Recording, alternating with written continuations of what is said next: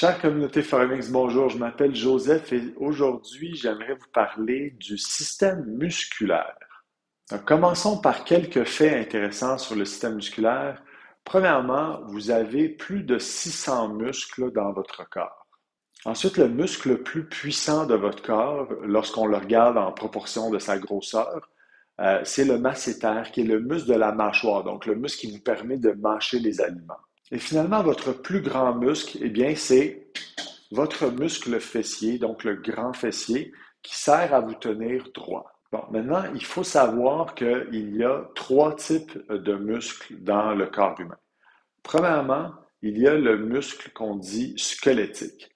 Celui-là, comme le mot le dit, il est attaché au squelette, donc à travers des tendons qui sont fixés sur le squelette. Les muscles squelettiques vont vous permettre de bouger, donc de faire une flexion, une extension, de sauter, de courir. Ça, c'est les muscles squelettiques.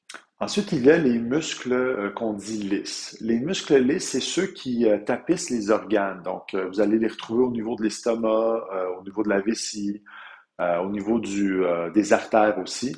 Leur contraction est involontaire, donc c'est le système nerveux autonome qui gère ça. Vous n'avez rien à faire.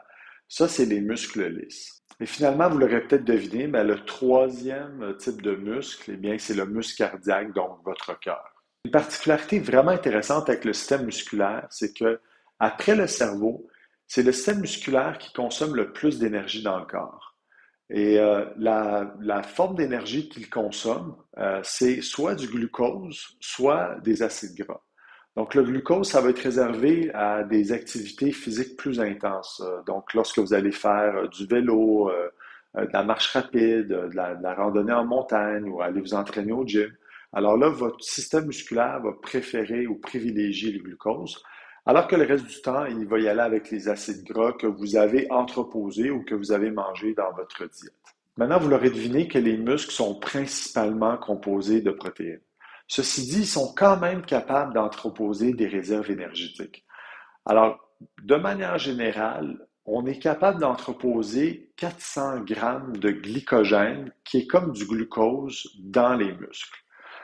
Fait vraiment intéressant, c'est que les gens qui ont couru un marathon et qui ont, on dit, frappé le mur au 32e kilomètre, eh bien, c'est parce que votre corps, avec ses 400 grammes de glycogène, est environ capable de performer sur 32 kilomètres. Après ça, comme il n'y a plus de glycogène, donc il n'y a plus de glucose dans les muscles, il doit aller chercher une autre source d'énergie qui est les acides gras.